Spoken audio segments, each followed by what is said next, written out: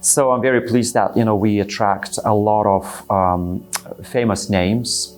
It's an international festival, and, from Yehudi Menuhin to Huelga's Ensemble, and Benjamin Apple to all the most important symphony orchestras of Lithuania. We have these artists around. There are many challenges, of course, since we're doing some performances outdoors. We have a challenge of whether it's going to rain or whether it's going to be a very hot summer. So all these kind of things that we cannot control. But the main things is, of course, to have an opportunity and financial freedom to really to be able to invite the best of the best.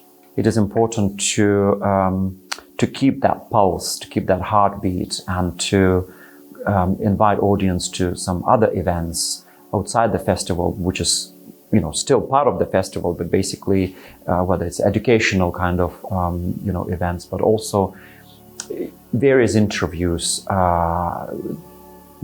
about forthcoming festival. It is very important to do.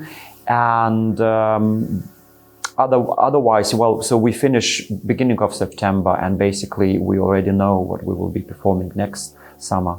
And it is important, in my opinion, to start communicating with the audience, to start advertising our events, especially those that are very big events that, in the main monastery square where we can accommodate more than 2,000 people. Well, I still believe, and I'm still that sort of generation, I don't know, or whether it's my personal choice, but I prefer printed books rather than digital books. I prefer to see a printed beautiful photography, for example, in a beautifully edited or beautifully sort of done photo album rather on my computer screen. And I still think that having a bookshelf at home is a beautiful thing to have. So I guess there will be always an attempt to accommodate, one or the other thing, sort of, whether it's photography or text.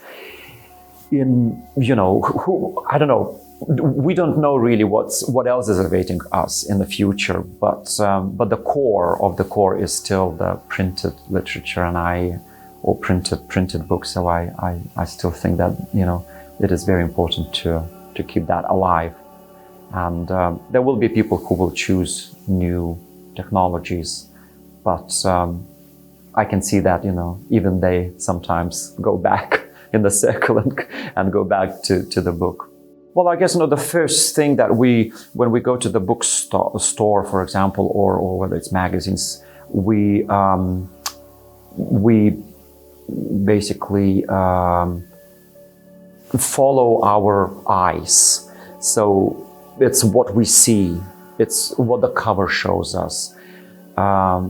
The proverb says, of course, do not judge the book from the cover, but this is the first thing that well, of course, you see the author, you see the title of the book, but it's, in my opinion, very important is the design, is the quality of the paper as well.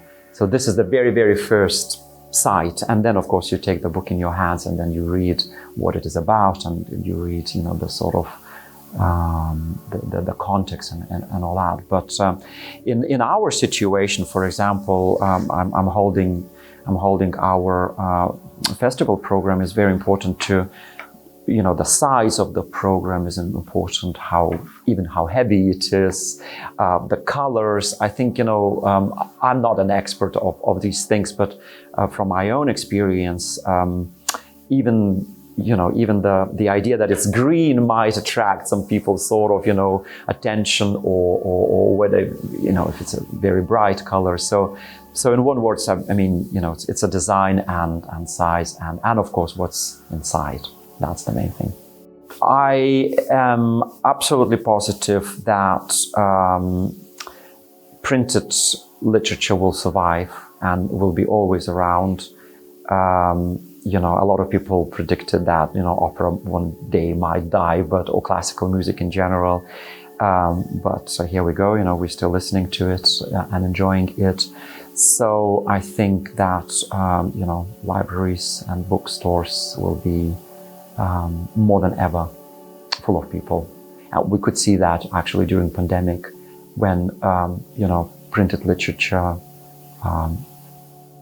editors were blossoming really, because everybody wanted to sort of read more, and not everyone likes piece of plastic rather than nice, book in your hands.